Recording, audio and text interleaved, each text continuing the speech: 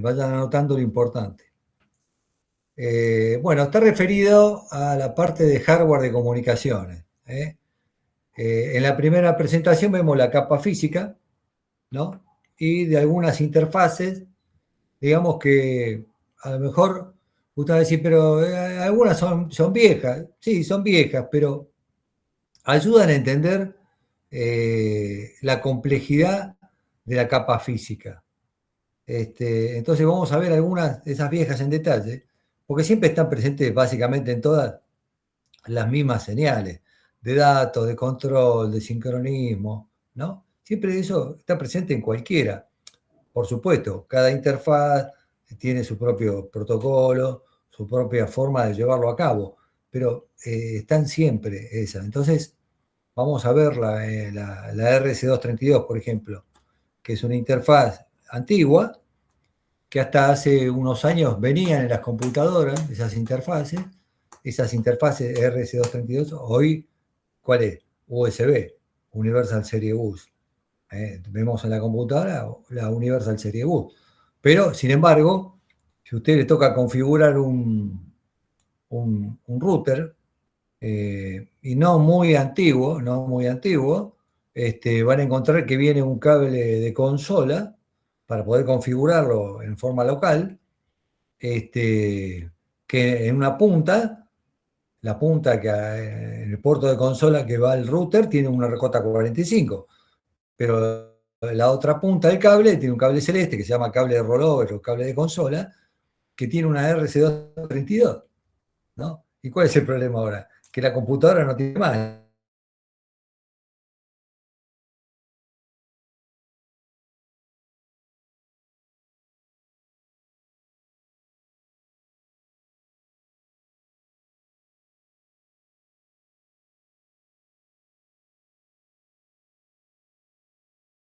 dispositivo, ¿no? Para esa interfaz y verificar en qué puerto se instaló y demás para después poder hacer la conexión con el router, ¿no? Así que me agrega un paso más. Así que esa la vamos a ver un poquito más en detalle y vamos a ver otras interfaces. Así que bueno, empecemos con la capa de comunicación y la capa física.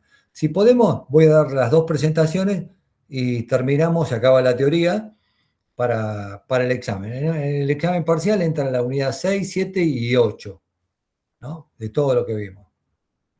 Acuérdense, por ahí uno me pregunta lo más importante que di. Y acuérdense que yo, esto que les estoy dando es un resumen del libro. Es decir, ustedes, me imagino, deben estar estudiando por el resumen. Y debería ser al revés. Este es el resumen, deben estudiar por el libro. Entonces, no les puedo decir lo más importante de esto porque el resumen ya está lo importante, ¿no? Lo que sí en esta en particular, hay alguna, como yo tomo las presentaciones de otros docentes, y me parece que algunas ya van mucho en detalle que no me parece tan relevante, ¿no? Entonces, bueno, yo la dejé por las dudas, porque están en el libro, es información del libro, pero bueno, yo las paso medio por encima esas presentaciones. Bueno, interfaces. Dice, la comunicación a nivel de capa física entre dos equipos se realiza a través de interfaces o buses digitales estandarizados. Ustedes piensen que antes yo me iba con una laptop, ¿no? A trabajar al interior y volvía. Y no había placa de red, no había una placa de red, pero yo me conectaba a la red, ponía los archivos en el servidor, no existía eso. Entonces yo tenía como ustedes tienen interfaz USB hoy, que es una interfaz serial, había interfaz en paralelo, y yo tenía que sacar la información de donde había trabajado y transferírsela a otros usuarios. Y bueno, usaba un cablecito que se llamaba LabLink, ¿no? Distintas versiones, que a través de ese puerto paralelo o puerto serial, armando un cable que se llama Null Modem, porque esas interfaces son half duplex, no son full duplex, y entonces tenía que invertir como una comunicación entre un marciano y un ser humano, que yo invierto, perdón, entre dos seres humanos, que yo tengo que invertir el canal de transmisión mío para que sea el canal de recepción del otro. Entonces, la sueldo distinto esos cables. Ese cable se llama Null Modem. y ejecutó un programita, se llama LL3, LabLink 3, ¿me acuerdo? En la laptop, y así con ese cable yo podía transferir a través de ese puerto serial la comunicación de una computadora a la otra. Ahora la red y demás está todo mucho más sencillo, ¿no? Pero hay una placa de red, ya sea por Wi-Fi o una placa de Ethernet, digamos, yo estoy conectado con la red. Bueno, la normalización dice permite interconectar diferentes equipos, diferentes fabricantes. Bueno, eso, la normalización ya le hemos hablado hasta el cansancio. Pero acá, ¿qué es la parte de la interfaz física? Dice, asegurar la compatibilidad mecánica. La compatibilidad mecánica se refiere a la forma del conector, a la forma del conector. Es decir, que ustedes fíjense la interfaz USB. Al principio no estaba normalizada. Y ustedes hoy tienen una interfaz tipo A o una interfaz tipo C. Ahí tienen dos modelos distintos. Y el celular seguro que tiene otra interfaz USB. Entonces, bueno, asegurar la forma del conector. La forma. Eso significa la compatibilidad mecánica. Establecer niveles de tensión máxima y mínima y características de cada circuito. Bueno, hay que establecerlo. ¿Cuánto tensión vamos a trabajar? ¿Con 5 volt? ¿Con 25 volt? ¿Cuántos volt? Después dice, establecer señales en cada contacto del conector. Bueno, el conector tendrá 4, 9, 24 pines, 25 pines. Bueno, ¿cuántos conectores va a haber? ¿No? Y después determinar las relaciones lógicas para mantener un diálogo, es decir, cuáles son las señales que puedo establecer entre esos conectores. Un canal va a ser de transmisión, el otro canal va a ser de recepción, cómo inicio la conversación, en dónde mando tensión y demás. Es decir, cómo son las relaciones lógicas. Bueno, entonces, básicamente eso es lo que se normaliza en la interfaz física. La parte mecánica, la eléctrica y la lógica, ¿no? Esto es lo que dice esta Filmino. Es importante entenderlo. Hay interfaces en modo paralelo. Esta foto que ustedes ven ahí es si ustedes armaban una computadora antigua, el disco rígido o el lector de CD tenía esta interfaz, fíjense, 40 pines, era una interfaz paralelo, ATA. Hoy usan serial ATA si es un disco rígido mecánico, ¿no? Y si no usan memoria flash. Pero esto se usaba un cable que era como un peine, un cable plano que tenía 40 contactos y conectaba al bus de la mother, ¿no? De la motherboard de la computadora. Bueno. También había impresoras paralelo, que el cable no podía ser más de 1,5 metros. ¿Por qué? Porque en ese cable paralelo todas las señales debían llegar en el mismo ciclo de reloj y los cables no eran perfectos. Entonces, hoy no se usa esto. Pero fíjense, la interfaz era una interfaz centrónica, ¿no? Se conectaba al puerto paralelo de la computadora y tenía 25 cablecitos, ¿no? 25 cablecitos. No me interesa el detalle, 4 de control, 5 no. Pero sí esto, ¿ven? Que dice que hay señales de control, señales de estado, señales de datos y señales de tierra. Esto que ustedes ven acá está presente en todas las interfaces. Control, estado, datos y tierra. Siempre, en todas, ¿no? Algunos tendrán más de estado, menos de datos, bueno, no importa. Pero era una conexión, digamos, modo paralelo. 8 bits por cada ciclo de reloj. Bueno, acá tienen la foto de la Centronic, es esta, que está acá, y tenía impresoras que eran paralelos. Acá, este es un resumen de algunas de las interfaces digitales serie, de la serie. Y acá ven que la Unión Internacional de Telecomunicaciones, esto habla sobre redes de datos, sobre la red telefónica, ¿no? Y esto, red de datos que puede ser digital o analógica, ¿no? Y esto sí voy a transmitir sobre la red telefónica. Y esta es la nomenclatura de la EIA. Entonces, esta norma B24 de la UIT es la misma norma que la RS232 de la EIA. Esta B28 es la misma que la RS449 de la EIA. Es decir, que estamos hablando de lo mismo. Entonces, si hablo de la norma B24 o de la norma RS232, estoy hablando de lo mismo, ¿no? Pero acá hay una equivalencia para que ustedes sepan de lo que uno está hablando, ¿no? Esto es un resumen que vamos a ver ahora. Bueno, vayamos a la interfaz en modo serie, esta que yo le dije que íbamos a estudiar un poquito más en detalle porque me interesa, porque al entender esto van a entender el resto, ¿no? Dice, esta es la RS232 de la EIA o la B24 de la Unión Internacional de Telecomunicaciones, ¿no? Dice, distancia máxima entre equipos, ¿no? 15 metros. Velocidad de transferencia, 20 kilobits. Es decir, que yo con el cable este RC232 podía configurar un switch, un router, ¿no?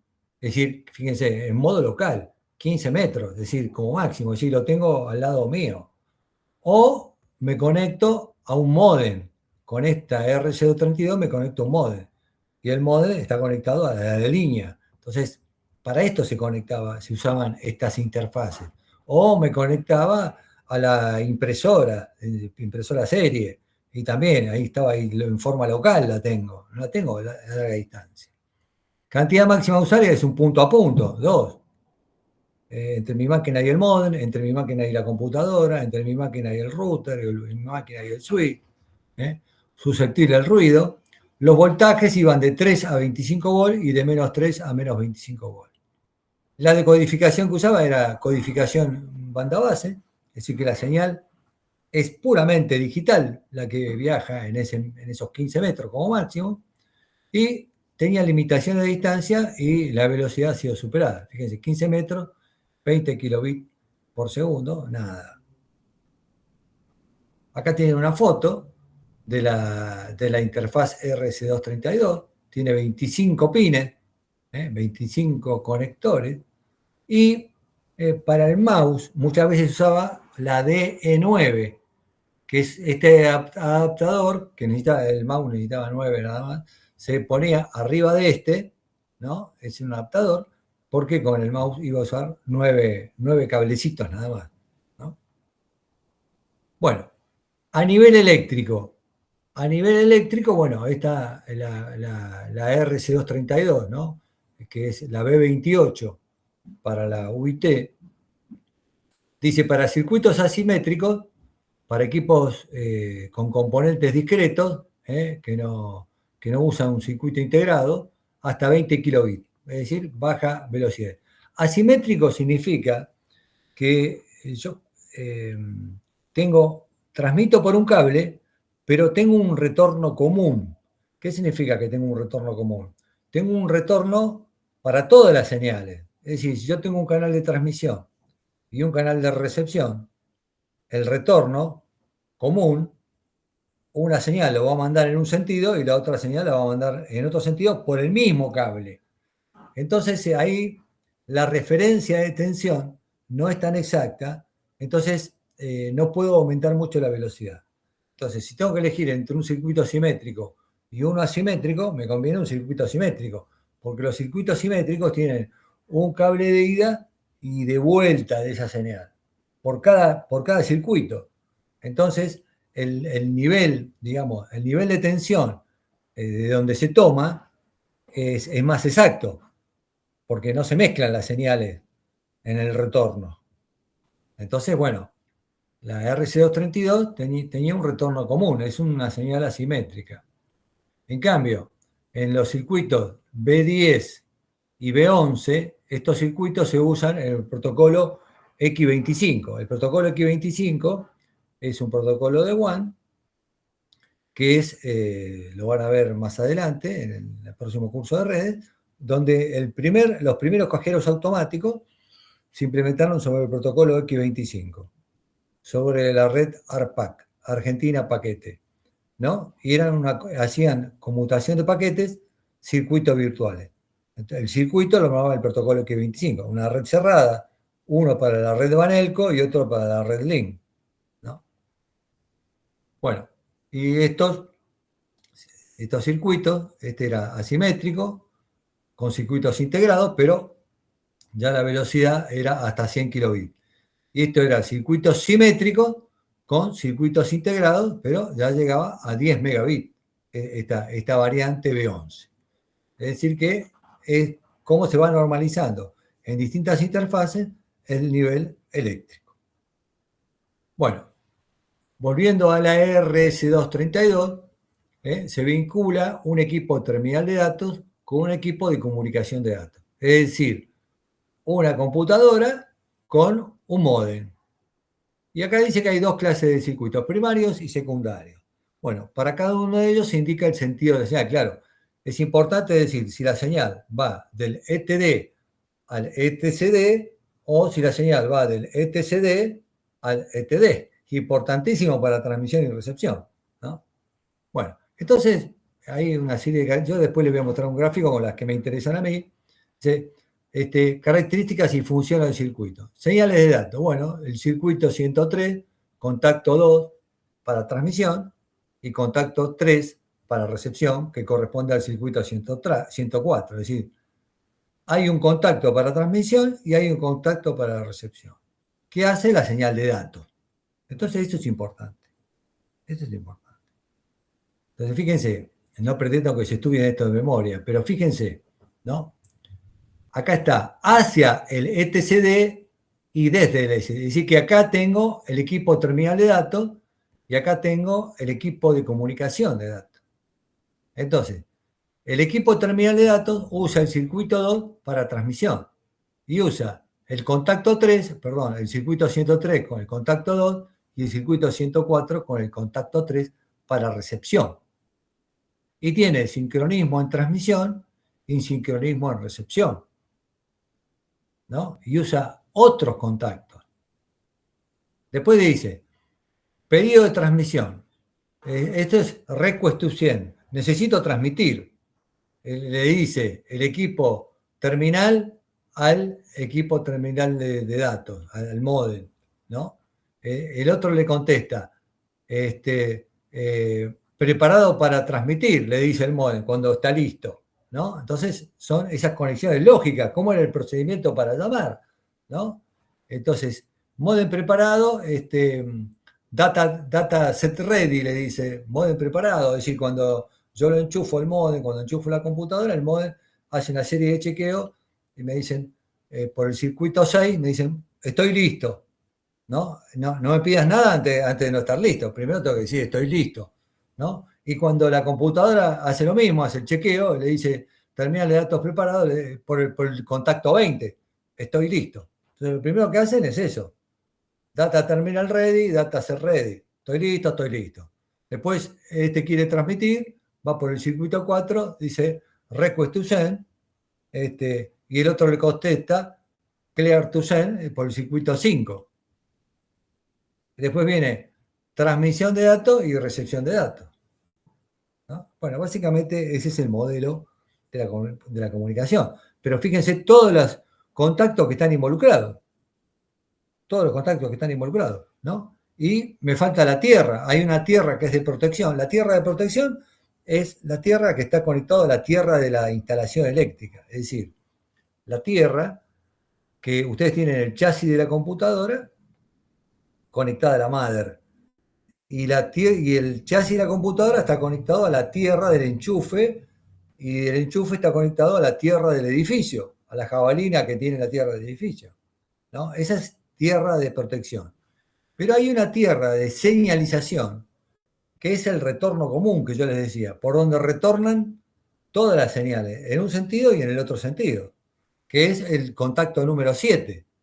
Bueno, entonces ya tienen el contacto 2 y 3, el contacto 4, 5, 6, el 20, el contacto 1, el contacto 7 que son contactos importantes, que en otras interfaces serán otros contactos, pero son los contactos que me posibilitan como mínimo una comunicación, ¿no? Bueno, fíjense, acá hay más contactos, hay circuitos primarios, secundarios, ¿no? Bueno, acá hay un resumen. Acá hay un resumen. No está el número de contactos, pero fíjense. Este es el ETD y este es el SD. No importa si es macho o hembra, ¿no? En el sentido que va la comunicación, esto es para transmisión en ese sentido y esto es para recepción. Este era el canal, el contacto 2 y 3 que habíamos visto. Este es request to send, necesito transmitir, que le dice el ETD al modem. Y el modem le contesta, clear to send cuando ya puede empezar a transmitir.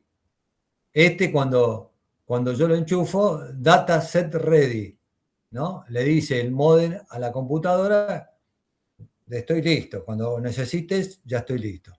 Y lo mismo hace la computadora, le avisa al modem, cuando una vez que hace una serie de chequeos, data terminal ready, ¿no? Después tengo la tierra de protección, que no tiene ningún sentido la circulación, ¿no? La tierra de protección es importante a partir de ahí se mide el nivel de tensión de la señal, ¿no? Hay que tener buenas tierras, porque si no, si la señal tiene pocos volts y yo no me coincide la tierra exactamente de las dos puntas, porque la jabalina del edificio es vieja, o no tiene la suficiente tierra, bueno, entonces el nivel en poco tensión, los niveles me disminuyen. Entonces es más proclive al error, ¿no? El contacto 7, que era la tierra de señalización, el retorno común, fíjense que tampoco tiene flecha, ¿no? Tampoco tiene flecha. Este Data Carrier Detected también, porque el módem está conectado a la línea de transmisión, ¿no? Yo tengo el equipo terminal, ¿no? Yo tengo, perdón, tengo el ETD, ¿no? Acá tengo la RC232, acá tengo el modem, el SD, acá esto es digital, ¿no? Esta es la PC, y acá tengo la línea, ¿no? Y acá que tengo el otro modem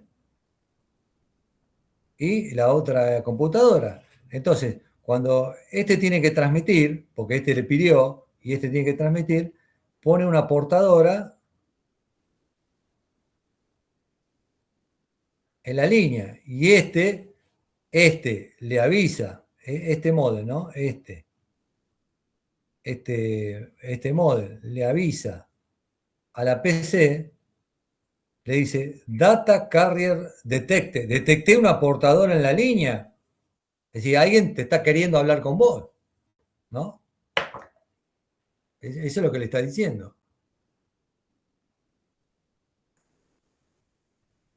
Bueno, acá están los pasos. Ustedes estos pasos los tienen que seguir con la hojita esta, donde están las señales, para ver qué es el contacto 103, el 106 y demás. Pero es lo mismo que yo les expliqué en secuencia, ¿no? En secuencia, ¿qué sería? Primero, le digo, acá está la PC, que sería el ETD. Después está el modem, que sería el SD. Después tengo el otro modem, que sería el SD y la PC, ¿no? Entonces, este le manda a este y le dice terminal de datos lista, DTR. Este se enciende y le avisa a este dataset ready, ¿no? Estoy listo. Bueno, entonces este le dice request to send, necesito transmitir. Y este le contesta clear to send, podés empezar a transmitir. Y este transmite, ¿no? Transmisión de datos, ¿no? Y le manda RX, porque este tiene que recibir.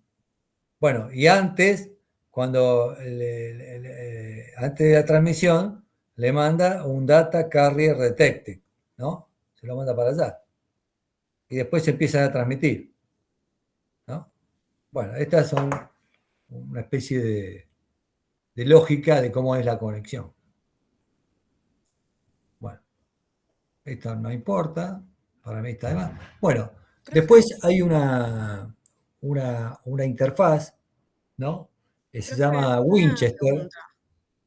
De lo ¿Qué que vimos pasa? recién, una pregunta, de lo que vimos recién, ¿tenemos que saber los conectores específicos, cada número?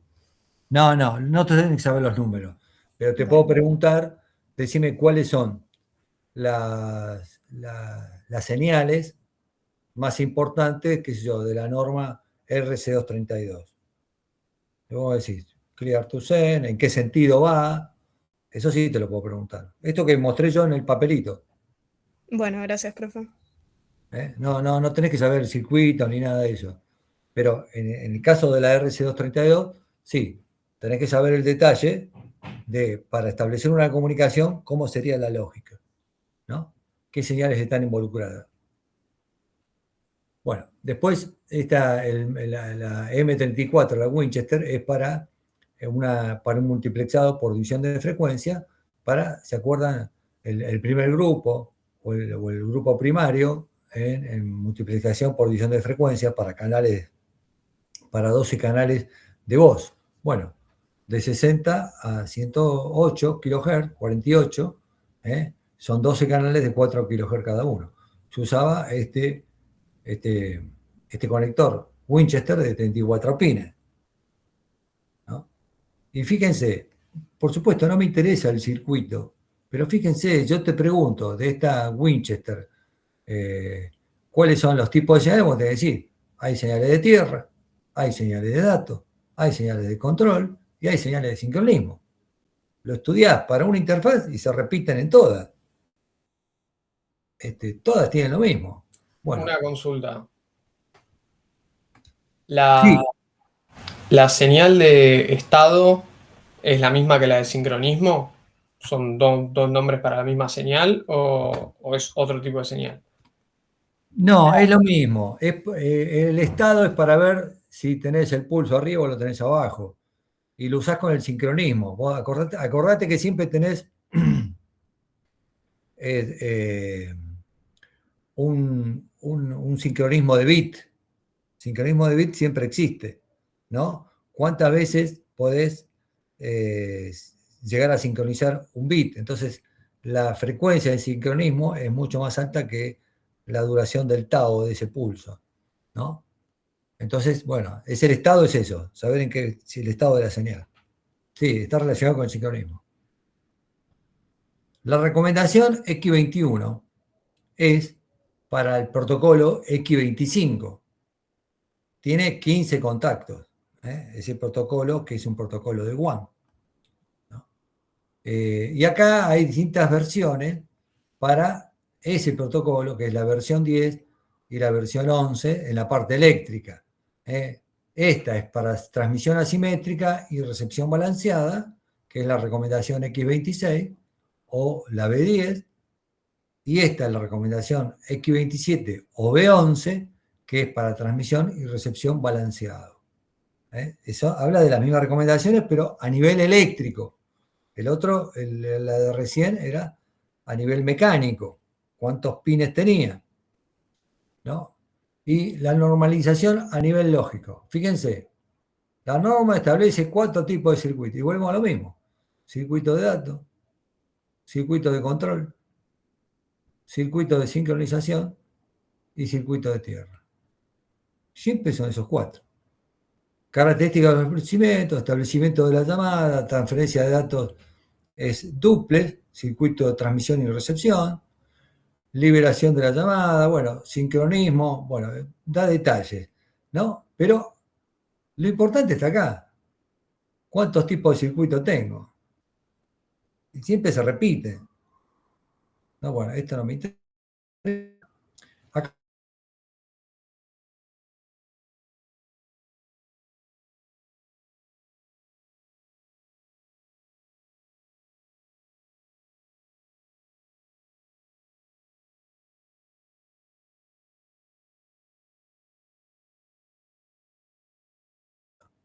uso una comunicación con el módem o usando un cable null modem, una PC y otra PC. Máxima, distancia de 20 metros, las velocidades, ¿no? Y los conectores. La B36, que es la RS449, esta es una norma que trató de reemplazar a la B24. ¿Cuál fue la mejora? Claro, mejora de la anterior, ¿no? Pero no se difundió mucho. ¿Por qué? Porque aparecieron las redes, aparecieron otra forma de conectarse más fácil.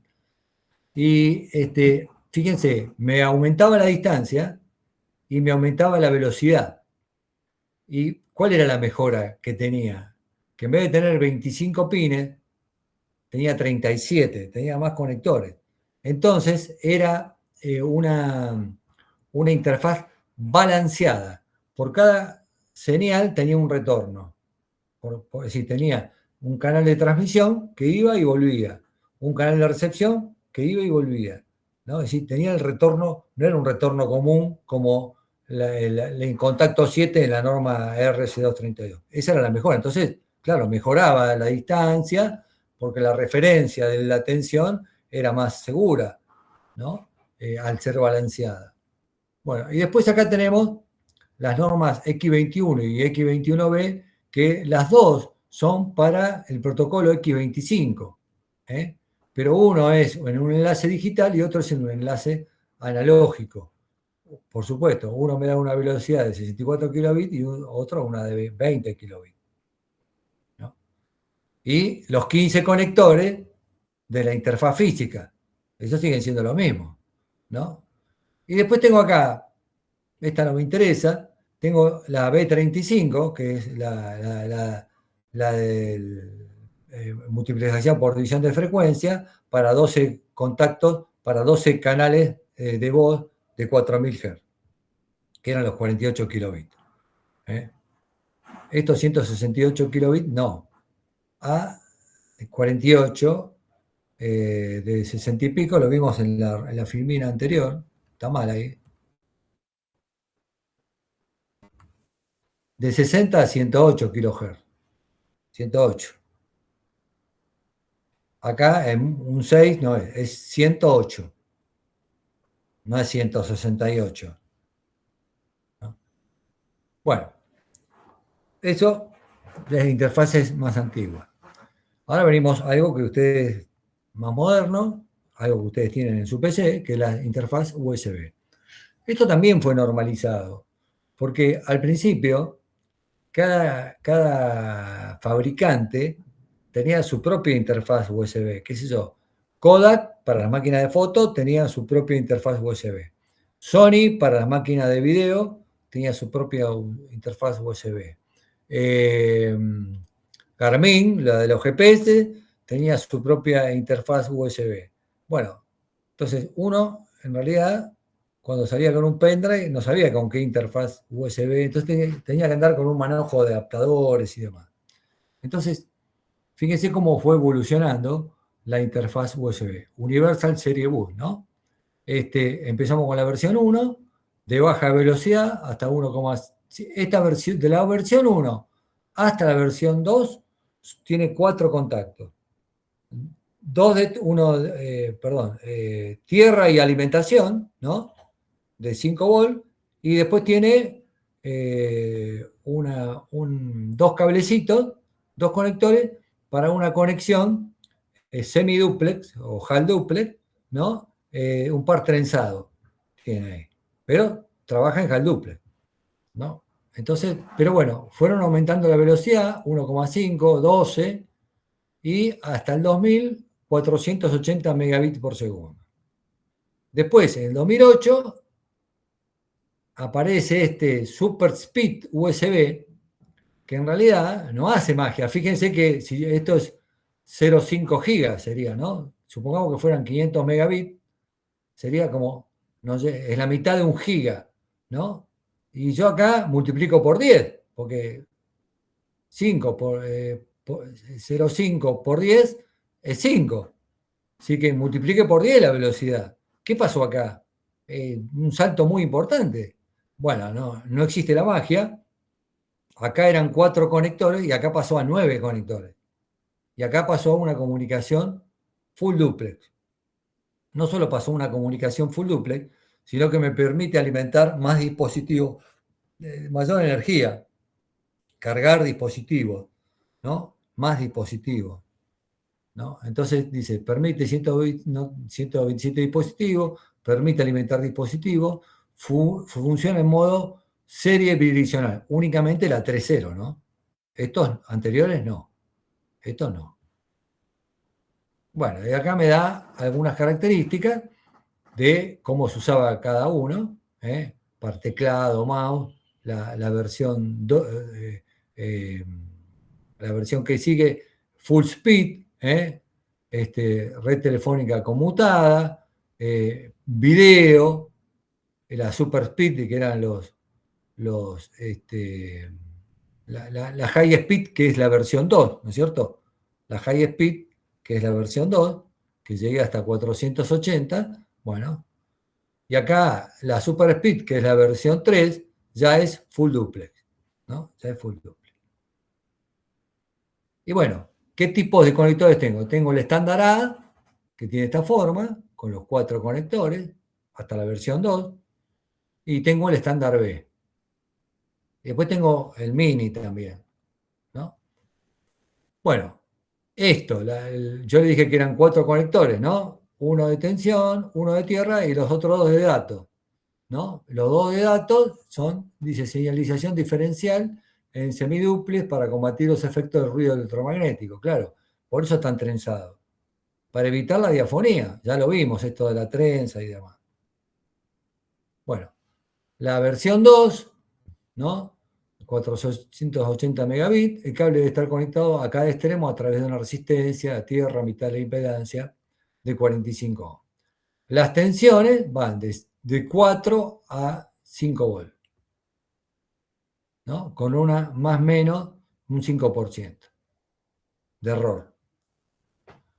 La corriente para el USB 2 es de 500 mA, puede alimentar hasta 5 dispositivos, pero la del 3.0 ya es el doble prácticamente para más dispositivos que requieren mayor cantidad de alimentación. Así que casi me duplica la capacidad de carga. Pero bueno, tengo, en vez de tener 4 conectores, este tiene 9 conectores. Bueno, ¿cómo se conectan los dispositivos? Bueno, en la computadora hay un concentrador. También pueden ser externos los concentradores de USB, ¿no? Pero cuando yo conecto, la computadora adentro tiene un concentrador de USB. La conexión de varios dispositivos a un solo computador se puede hacer mediante la existencia de un hub que centralice las conexiones. También los concentradores de USB externos se pueden poner en cascada. Esto es una cascada. Esto es una cascada. Cuando tengo varios en cascada. No más de 5. No más de 5. ¿No? Pero a nivel lógico, hay un dispositivo que hace de maestro. Y el resto son todos esclavos. Todos los otros dispositivos que se conectan a ese concentrador son esclavos.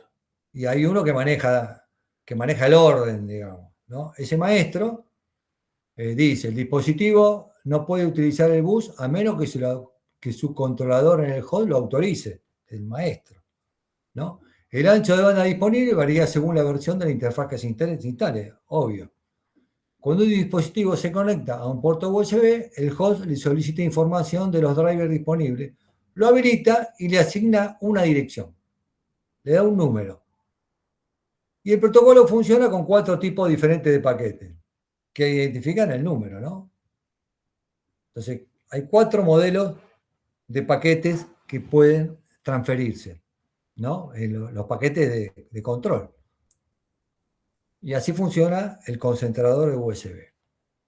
Acá, esta filmina me muestra la diferencia entre la versión 2 y la versión 3. ¿Ven? Esto es 10 veces más rápido que la versión 2. Este es en semiduplex y este es en full duplex, ¿no? Acá tengo 2 alambres para la transmisión de datos y acá tengo 6 para la transmisión de datos, ¿no? Bueno, y hay más variaciones, la potencia, el estado de los puertos, bueno. Pero básicamente las diferencias que yo marqué son las más importantes. Después aparece el USB-C, que es ese que es reversible. A mí me viene bárbaro porque yo que veo poco, me tengo que poner los anteojos, a veces no tengo los anteojos puestos, quiero enchufar, y con las versiones anteriores rompía todas las conexiones de los celulares, las terminaba rompiendo y después era tan caro arreglarlo que convenía comprar otro celular. Por suerte ese problema se solucionó porque ahora los celulares vienen con puerto USB tipo C, ¿no? Y las computadoras también. Ustedes fíjense que las computadoras, yo no, la mía no, pero las más nuevas, ya la carga de la computadora no tienen una fuente de alimentación especial para Dell, especial para ese modelo de marca, no sé, una HP, la mía que es, bueno, ya ni me acuerdo cuál es la mía. Bueno, según la marca de la computadora. Ahora se alimentan casi todas por el puerto USB, porque fíjense que le puede dar hasta 100 watts de potencia, ¿no? Entonces, la primera diferencia que es reversible.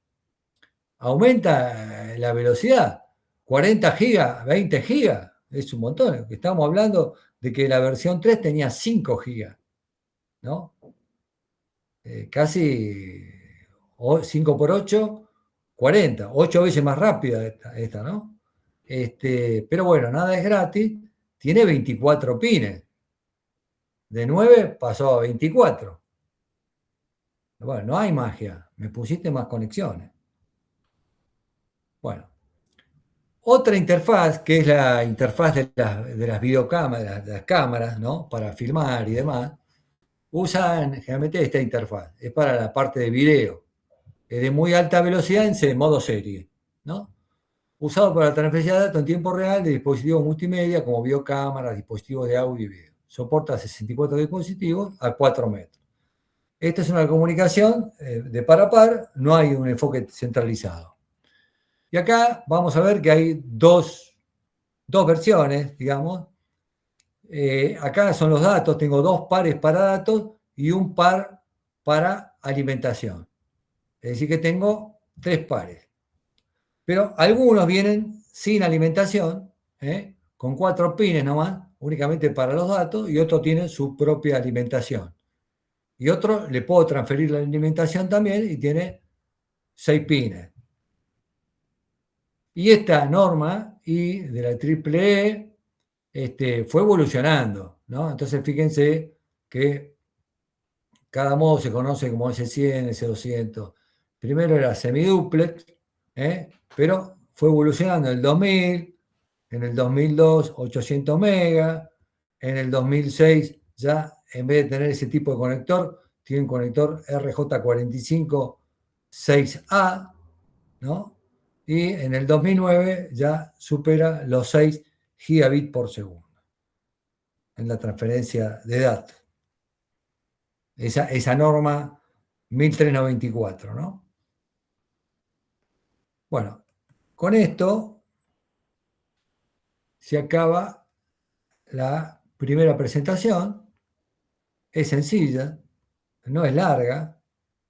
Hagan hincapié en donde yo me detuve, sobre todo en esas, porque por ahí pueden venir las preguntas, no solo mías, sino en los finales, donde hay distintos profesores. Entonces, hagan hincapié en esas, porque eso es, a mi modo de ver, lo más importante. Ahora vamos a ver no las interfaces, sino el hardware de comunicaciones que tenemos, ¿no? El hardware de comunicaciones. Ya pasamos a los modems. Entonces, ¿cuántos tipos de modem conocemos? Aunque no cumpla una función de modem, como yo le digo que el modem banda base, el mal llamado modem, porque ejecuta un código banda base, acá vamos a ver que lo considera como un modem porque codifica y decodifica, ¿no? Bueno, es una misión de los modems entonces. Entonces está como, depende del libro, ¿no? Lo incluye dentro de los modems. Entonces está bien. Ustedes considérenlo como un modem más, pero sepan que no modula, ¿no? Sino que va a ser otra de las misiones de los modems, que es codificar y decodificar en un código banda base. Y sepan que la señal es puramente digital. Bueno, módem. Son equipos terminales de circuito de datos, adaptan las señales para que puedan ser transmitidas por los medios de comunicación. Adaptan, ¿no? Si tengo una señal digital y tengo una línea de transmisión analógica, hay que adaptarla. Y al revés lo mismo. Uso de apares, opera en el nivel de enlace lógico del modelo OSI. Es decir, trabajan en el modelo OSI, me está diciendo, trabajan en la capa 2. No trabaja en la capa física, trabaja en la capa 2, me está diciendo. Bueno, ¿y cómo se clasifican? Y están los modems de rango vocal, son los viejos, que cuando yo usaba la línea, las líneas telefónicas, ¿no? Los modems mandabase, la placa Ethernet de la computadora, la placa de red, la comunicación con el switch. Los modems XDSL, el modem para acceso a banda ancha, que yo tenía configurado en el año 2000, accedía a banda ancha 20 megas por la línea telefónica y con un modem ADSL, Asymmetrical Digital Subscriber Line. Accedía a internet a través de este modem. O, qué sé yo, cable modem, que es lo que tengo instalado ahora, pues me da Fibertel, una conexión de cable modem para acceder a banda ancha también. Estos dos es acceso a banda ancha, ¿no? Bueno, y acá lo mismo, la misma clasificación, está repetida la filmina, se ve de otro profesor. Y acá, digamos, un resumen de las funciones principales de los modems, que es modulación y codificación. Complementarias, el control de flujo de los datos para cuando están a distinta velocidad. La señalización, para determinar cuándo viene un bit, ¿no? Está relacionado con el sincronismo.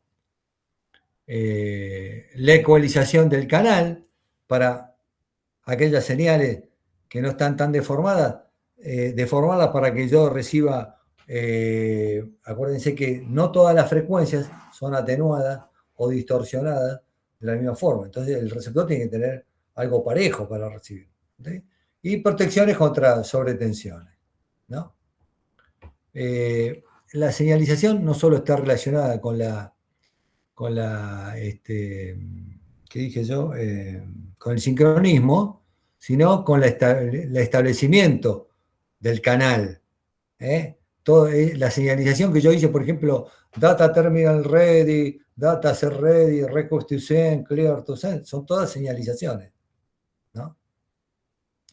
Y especiales, discado y recuperación automática de llamadas, almacenamiento y procesamiento de la información, detección y corrección de errores, compresión de datos, sobre todo cuando es video, autodiagnóstico, el multiplexado de canales, bueno, son técnicas especiales o funciones especiales que puede tener un modem. Los modems de rango vocal, los primeros, usan la red telefónica conmutada.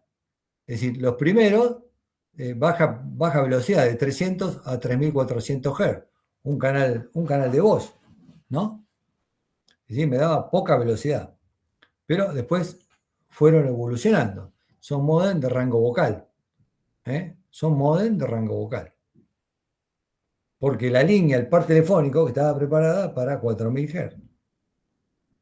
Bueno, acá tienen un resumen, fíjense. Esto es todas las series de las recomendaciones de la Unión Internacional de Telecomunicaciones. Pero está marcado acá la serie B, que es la comunicación de datos por la red telefónica, que son los modems de rango vocal.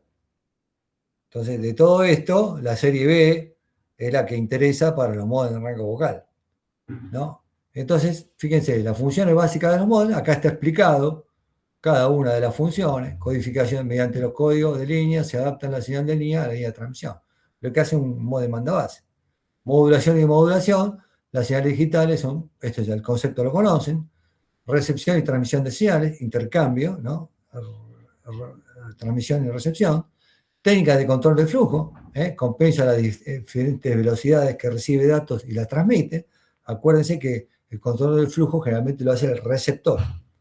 La ecualización, cuando vimos que había que adaptar la señal al medio, ¿no? y el nivel de ruido. Todo eso lo expliqué en alguna filmina, ¿no? Y las protecciones de la línea, generalmente con transformadores y demás. Bueno, las funciones especiales ya las expliqué, ya las dije, ya las nombré, está duplicado también. El sincronismo de los módems, bueno, generalmente el sincronismo entre el transmisor y el módem lo hace el equipo de comunicación de datos. El equipo de comunicación de datos. Ya cuando vean el año que viene y que ustedes quieran conectar dos routers, ¿no? Va a haber uno de los dos routers que lo van a tener que hacer funcionar como que es el que mantiene el sincronismo, es decir, el clock, el reloj, ¿no? Hay uno que establece el clock del reloj, uno de los dos. Bueno, el control del flujo, la información entre la telefonía puede estar a distinta velocidad, puede ser un buffer. Las razones de esta diferencia de velocidad son la corrección de errores y la compresión de datos. Siempre me tengo que conectar a la mayor velocidad entre dos equipos, ¿no? A la mayor velocidad del que tiene menos velocidad. A la mayor velocidad del que tiene menos velocidad. Bueno, se puede hacer por hardware, se puede hacer por software, ¿no? Y bueno, enviando códigos ASCII 17 y 19 o enviando señales de pedido o de aceptación o de pedido de retransmisión. Detección y corrección de errores, bueno, recomendación B42, procedimiento de corrección de errores para los etcd, que utiliza la conversión de modo asincrónico a modo sincrónico. La comunicación con el computador es modo asincrónico, mientras que la comunicación de modem a modem es...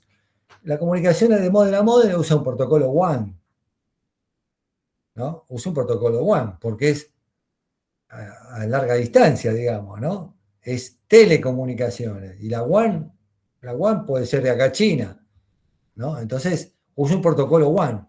Acá, esto es un ejemplo. El protocolo, ¿por qué me ponen el HDLC? El High Data Link Control Protocolo WAN. Ustedes no vieron protocolo WAN. Pero pone ese como ejemplo, porque de ese protocolo WAN nacen un montón de protocolos WAN. Entre ellos Point-to-Point Protocol, LAB-C, LAB-B, un montón de protocolos WAN surgen a partir de este. Por eso lo ponen a ese como el más importante.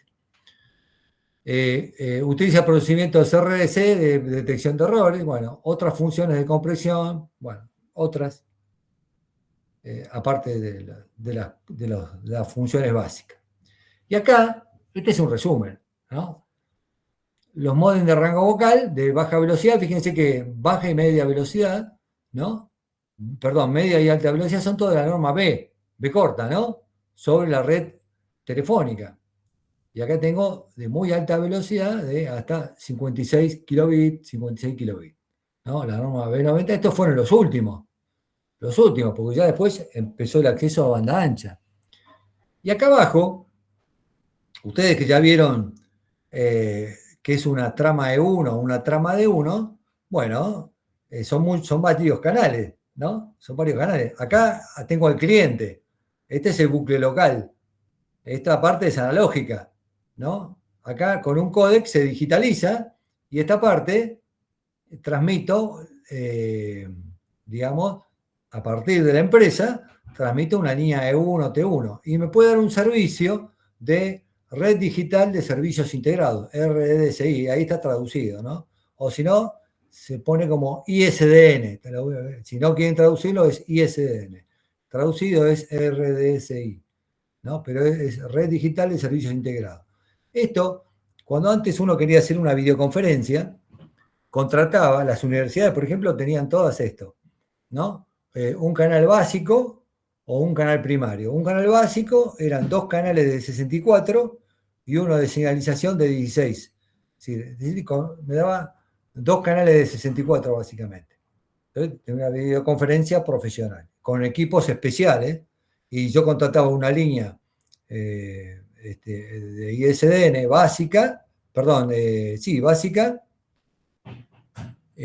con dos canales, y tenía una videoconferencia profesional. Ahora, si quería tener más, contrataba una primaria, que eran 30 canales de voz, Si era una E1 necesitaba ahí, 30 canales para la videoconferencia y un canal de señalización, que era un canal D, ¿no? Y bueno, ese era un primario. Era la forma de contratar. Pero entonces uno contrataba esa línea y la usara o no la usara, pagaba un abono mensual. Si la usaba todo el tiempo, mejor, pero si no, me salía lo mismo, era una tarifa plana. Después, cuando apareció Internet y la videoconferencia por Internet, esos equipos ya no los usa nadie. Pero ustedes empiezan a averiguar y seguro que en la UTN hay varios equipos de eso. Entonces, ¿no? Se comunicaban las universidades con eso. Yo lo vi en las universidades, la conexión. Pero las empresas importantes con sucursales también. Era la forma de hacer la videoconferencia. Bueno, acá me habla, esto ya lo dije, y acá tiene un resumen, fíjese, de la norma, 300 bits por segundo, 9600 bits por segundo, bueno, detalles. Acá los de media velocidad, ¿no? ¿Qué sé yo? Acá es un ejemplo, la recomendación B21. Bueno, utilizaban este tipo de modulación para 300 bits por segundo, nada. Un canal a 2 hilos, con portadora de 1080 y 1756. Una para transmisión y otra para recepción. Para un 0 y un 1 le sumaba 100 o le restaba 100 Hz. Bueno, la norma B29, bueno, permite obtener velocidades de 9600 bits por segundo a través de líneas dedicadas de 4 hilos, con señales multinivel de 16 valores.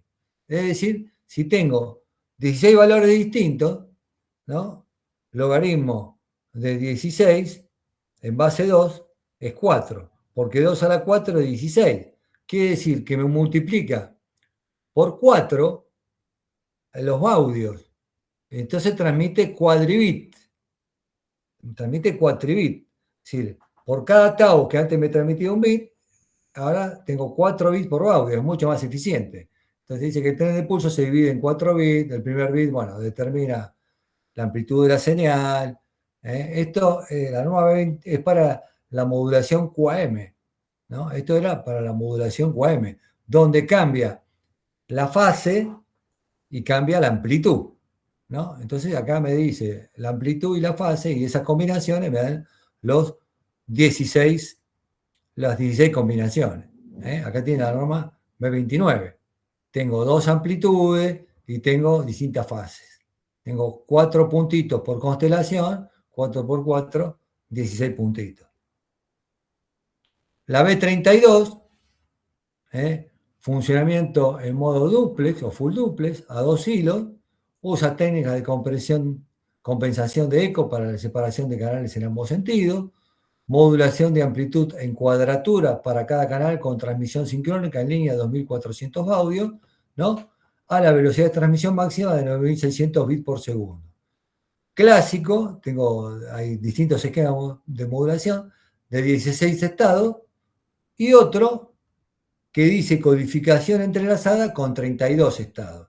Claro, con 16 estados, ¿no? Tengo 16 posibilidades, pero si le agrego un bit más a cada uno de los estados, tengo 5 bits por estado, 2 a la 5 son 32 estados. Le agrega como un bit de paridad a la codificación entrelazada para que sea más segura, ¿no?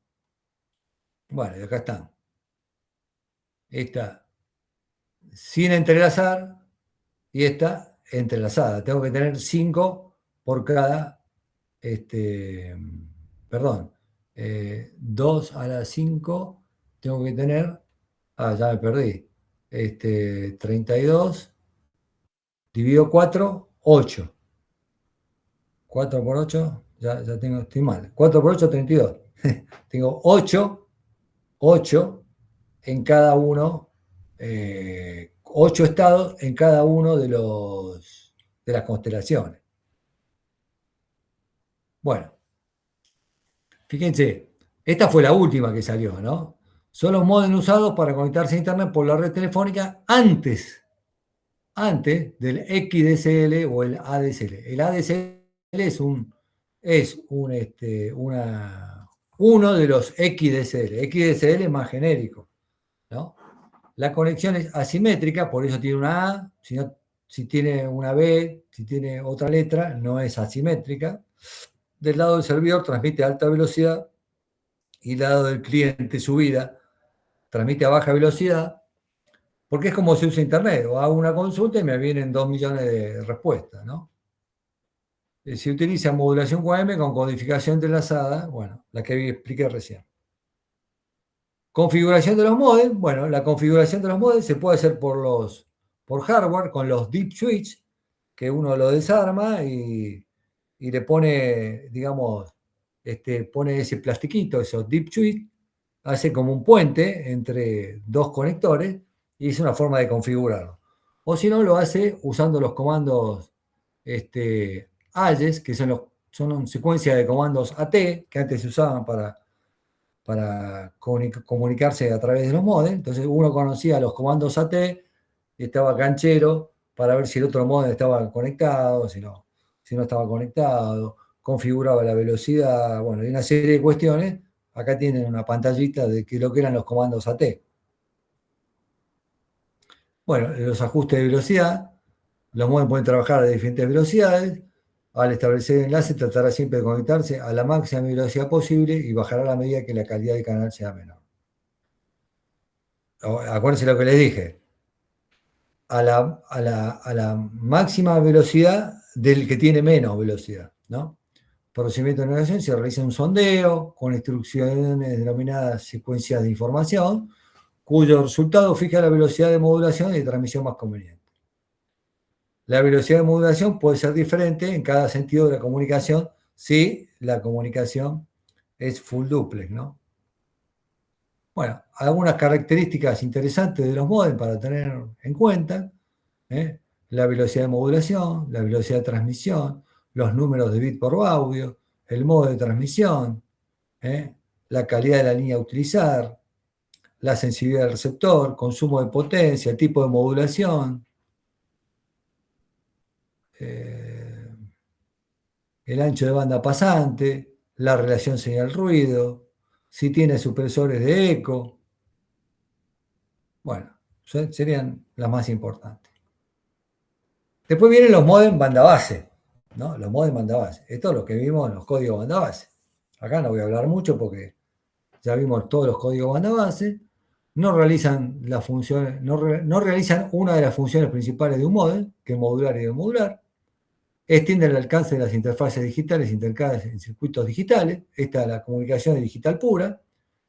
Líneas metálicas de 2 y 4 hilos y velocidad de transmisión hasta 2 megabits por segundo. Esto ya hemos hablado. Y después viene el acceso a banda ancha, ¿no? El acceso a Internet, es decir, más de 2 megabits. Y bueno, y acá encontramos dos tecnologías. Una es la tecnología XDSL, que esta prácticamente ya ha sido reemplazada por las redes GPON, ¿no? GPON, que era Giga Passive Optical Network, ¿no? Porque esta tiene una limitación importante en cuanto a la distancia y al ancho de banda. Y por cables coaxiales, que hoy se usa en redes híbridas, la norma DOCSIS, ¿no? Bueno, entramos en los modems XDSL, línea de abonado digital, Digital Subscriber Line, esa es la traducción.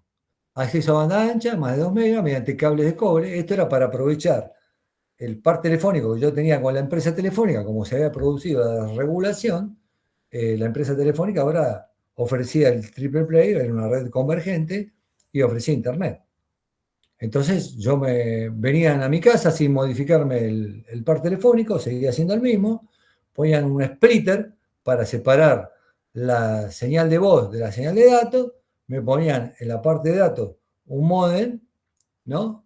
Que ejecutaba un protocolo point-to-point protocol, por ese par telefónico, y para el lado interno yo conectaba un switch y tenía una red local en mi casa como ustedes tienen ahora. Pero todos accedíamos a través de ese enlace que era de 2 megas, perdón, de más de 2 megas, 10 megas, una cosa así.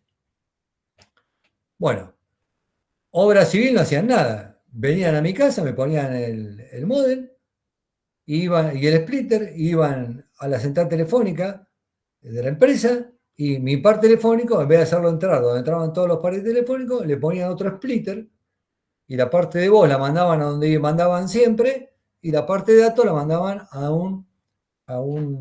otro módem, pero ya de otra característica, donde de ahí me comunicaba los datos a Internet. Entonces yo con ese servicio podía hablar por teléfono simultáneamente que se estaban transmitiendo datos y yo tenía una velocidad mínima de 10 megas. Con lo cual era bastante bueno. La instalación era rápida, no había que instalar ningún cable, sino que poner equipos nada más. Entonces era rápido. Pero ¿cuál era el problema de eso? El problema de eso es que mi conexión iba por el par telefónico y el par telefónico iba por un multipar enterrado. Ese multipar, si le dejaban de hacer mantenimiento, que fue lo que pasó, y empezaba a tener ruido, demás, y ya no les quedaban multipares para reemplazar, entonces el servicio empezó a ser malo. Y la limitación que tiene ese servicio es la distancia que uno tiene desde la casa hasta donde está ubicada la central telefónica. Entonces, bueno, disminuye mucho con la distancia la velocidad. Entonces, ese era un cuello de botella y algo que no pudieron resolver. Por eso que el servicio ahora fue reemplazado por las redes GPON. La empresa que hace, saca la parte de ADSL y te pone una red de fibra óptica GPON que reemplaza esa parte de la red. Pero bueno, tienen que tirar una fibra óptica hasta tu casa, ¿no?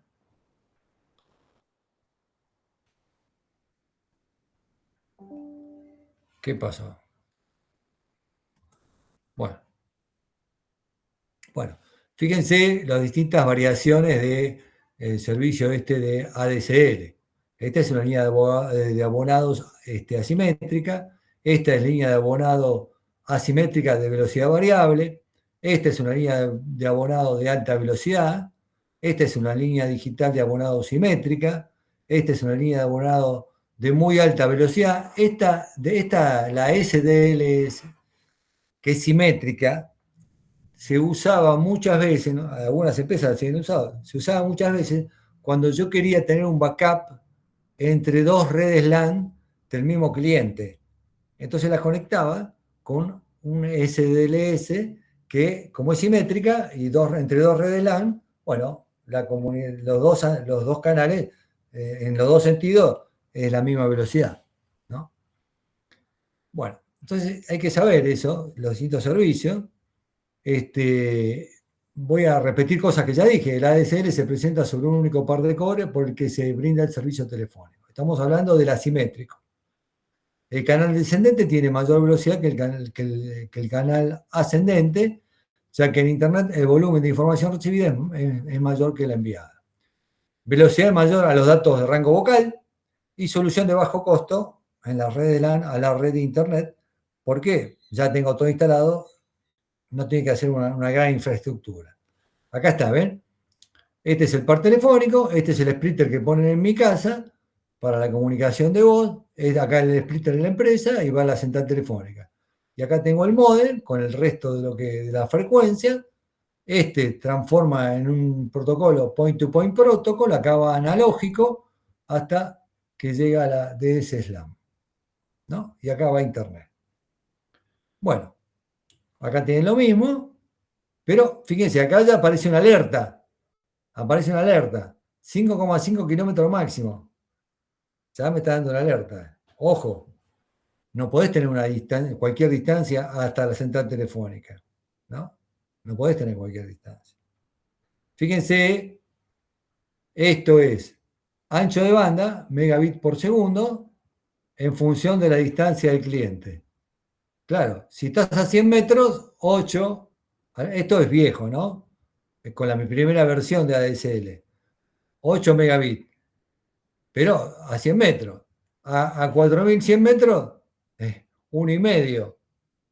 Fíjense cómo varía, ¿no? Está bien, si bien es la primera versión, esto fue mejorando, lo mejoraron, pero llegó un momento que no lo pudieron mejorar más. Pero fíjense cómo influye en la distancia. Esta filmina es muy importante, ¿no? Bueno, ¿y cómo multiplexa el canal? Bueno, este es el canal. Esto está en kilohertz. ¿no? 1000 kilohertz. Entonces, los primeros 25 kilohertz, que serían 4 en realidad, porque el resto es una banda de protección, son para el canal de voz. Y el resto es para los datos. Entonces, el splitter divide estos primeros 25 del resto. Ahora, el resto, ¿cómo trabaja? Bueno, esto se multiplexa en frecuencia. Multiplexación por división de frecuencia. Entonces, arma todo esto en canales de 4 kHz. 4 kHz, 4 kHz, 4 kHz, 4 kHz. Multiplexa por frecuencia.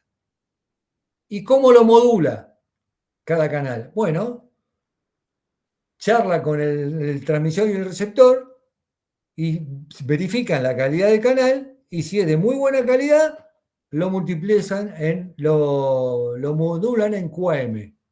Y si es de muy baja la calidad, en 2 PSK. En un bit por audio, ¿no? Porque es mala calidad. ¿Y cómo sacan la velocidad total? Bueno, ¿cuántos canales hay para el canal descendente? ¿Cuántos canales hay para el canal ascendente? ¿Cuánta velocidad tiene cada canal? Y de ahí sale la velocidad final de subida y de bajada. Así hace la cuenta, ¿no? Entonces, la tecnología ADSL usa un código que se llama multitono discreto, que es, yo lo expliqué como multiplicación por división de frecuencia ortogonal. Así se dividen los canales y después cada uno se modula en QAM o en PSK. Y acá tienen este dibujito, es lo mismo que está en la filmina anterior. Después salió el ASDL2 y después salió el ASDL2 Plus, más, ¿no? Hasta acá el ASDL2 y el ASDL2 Plus. Y bueno, en vez de considerar al canal con 1 kHz, con 1000 kHz, lo considera con 2,2 kHz, ¿no? Entonces divide también los primeros 4 kHz para el canal de voz, después el canal ascendente, el ASDL2 Plus le agregó mayor cantidad de bajada y el ASD2 Plus más, con lo cual logré más velocidad, ¿no? Logró más velocidad. Entonces, hay distintas combinaciones del ASD2 Plus, porque, bueno, a lo mejor no me interesa el canal telefónico, entonces pido el anexo J, que no me interesa el canal. O me interesa tener más canal descendente, bueno, entonces contrato el anexo A. Bueno, hay distintas variantes. Ventajas y desventajas de ADSL, bueno, permite la operación telefónica en general por la red de Internet, no requiere una infraestructura especial, menor costo, velocidad mayor que los módems de frecuencia vocal. Respecto al cable módem, tiene velocidad constante. Esto es una verdad media. Esto es una verdad media, porque dice, respecto al cable módem, tiene velocidad constante e independiente del usuario conectado. Claro, ustedes cuando se conectan con cable módem, el equipo de cable módem está a la manzana. Ya que tengan fibra óptica, tengan coaxil, ustedes van a velocidad constante hasta el equipo que está en la manzana.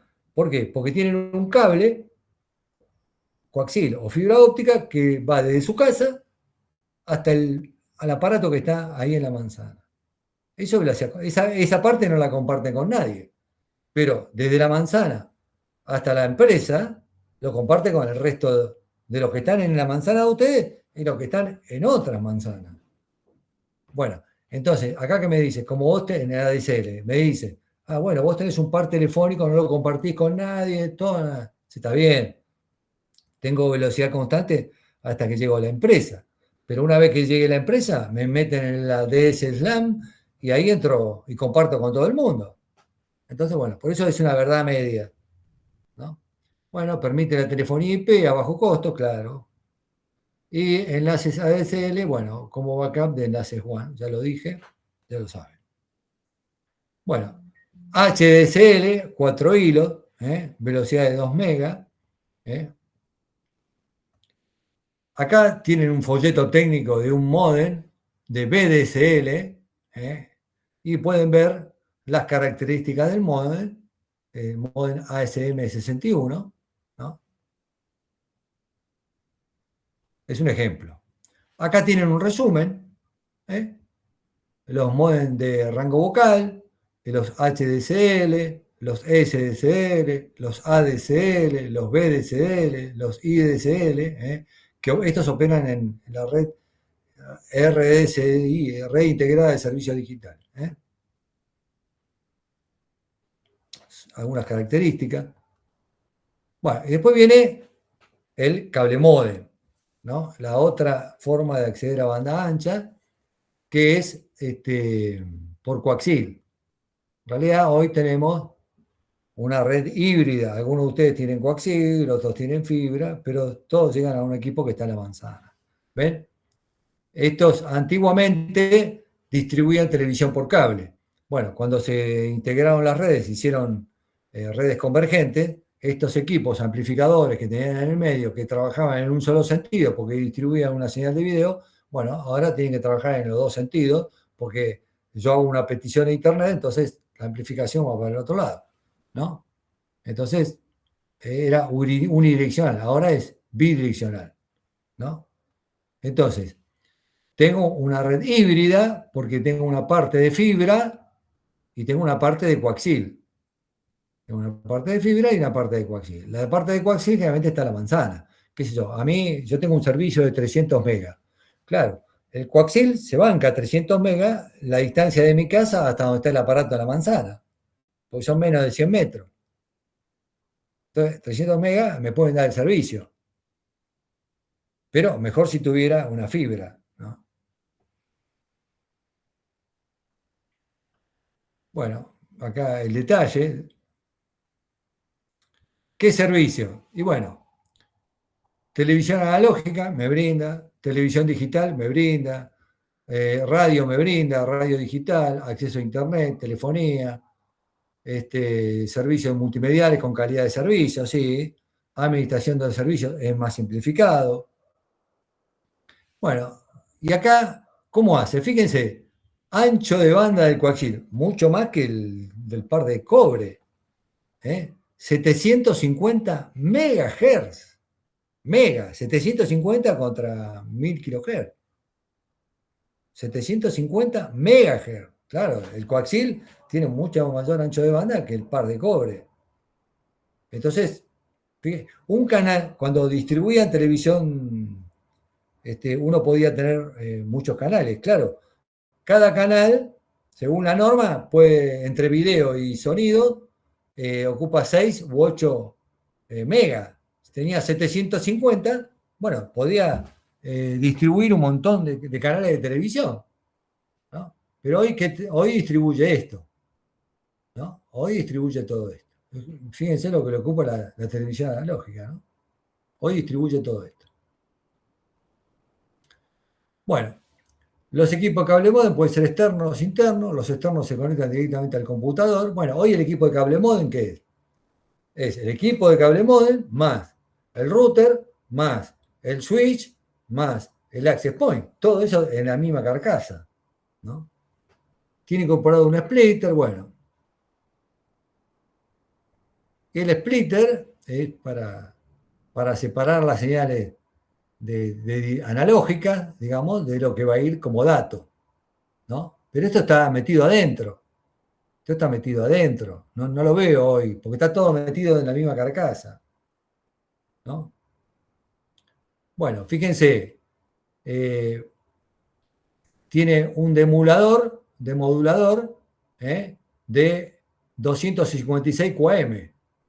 Y lo que subo, esto es lo que baja, ¿no? Y lo que subo, un modulador QAM de 16, porque lo que subo necesita menos velocidad, ¿no? Bueno, ¿cuáles son las especificaciones para el cable modem? Bueno, son las DOCSIS. Y acá, al igual que en varias filmeras que presenté antes, esta DOCSIS, hay una versión europea, la Eurodoxis, elaborada por Cable Europa Lab, y las americanas, elaboradas por Cable Lab. La diferencia es que acá los canales son de 8 MHz y acá los canales son de 6 MHz. Bueno, Acá tienen el canal descendente, el canal ascendente, las distintas versiones, ¿no? La norma Doxis y la Eurodoxis, ¿eh? Y cómo fue evolucionando. Acá tienen puesto por capa, ¿eh? Estamos en la capa de enlace de datos, ¿eh? En la capa de enlace de datos, ¿eh? La forma el codificador que usa el MPEG-2, ¿eh? Acá 802.3, que dice DICS es el Ethernet 2, o puede ser 802.3 o Ethernet 2. DICS es Digital, Intel y Xerox, son tres empresas que se agruparon y formaron Ethernet 2. Después apareció el modelo OSI, y hizo la norma 802.3. El 802.3 es una evolución de Ethernet 2. Pero conviven las dos. Bueno, acá, comparando XDSL con cable modem, claro, ADSL ya perdió porque tiene esta limitación de los 6 kilómetros como máximo, ¿no? Y no tiene problema. Ahora habría que hacer una comparación entre cable modem y la red de GPON. Bueno, y acá se acabó. Entonces, hasta acá entra al parcial. Parcial es el próximo lunes, presencial. A partir de ahora todas las clases son presenciales. Bueno, no sé si alguno me quiere preguntar algo. Para el parcial entra la unidad 6, 7 y 8. ¿Qué más? ¿Alguna recomendación más? El parcial es en Medrano. Si a mí me dan el aula antes, yo les aviso, y si no me la dan, hay que ir a Bedelía y preguntar. Generalmente, en el turno mañana nunca me las dan. En el turno noche, generalmente me avisan antes cuál es el aula. Pero a la mañana se ve que no tiene tanto problema de aula, y entonces no me lo mandan. Seguramente va a ser un aula grande, porque ustedes son muchos. No sé si alguno me quiere preguntar algo. ¿El formato de parcial es el mismo que el de la vez pasada? 8 preguntas, una práctica. Más o menos, a lo mejor son menos preguntas. Va a haber una práctica, seguro, o 2 prácticas. Eso lo hablo con Julio. Le pregunto a Julio y él me dice qué prácticas puedo tomar y demás. La lógica es la misma. Los que quieren promocionar podrán tener una mal. Los que quieren aprobar con 6 tienen que tener un poquito más que la mitad. Lo mismo que siempre. ¿Alguna otra pregunta? Una pregunta. ¿Para promocionar es sí o sí 2 ochos o puede ser un 8 y un 6 y complemento, por ejemplo? O sí o sí 2 ochos. 8 y 8. Ok. Puede ser que alguno saque 8 y 7, no promociona, aunque el promedio le quede 8. Porque vieron que yo ingreso las notas al aula virtual y no existe 7 y 8, 15, y 2, 7,50. No existe 7,50, lo redondea a 8. Entonces puede ser un alumno que tenga promedio 8 y no promocionó, porque un parcial sacó 7. Ok, listo. Gracias. ¿Alguna otra pregunta? Los que quieren promocionar, es difícil promocionar, pero se salvan del final. Yo haría el esfuerzo. Bueno, si no hay más preguntas, me quedo con los que no me dieron el presente y el resto nos vemos.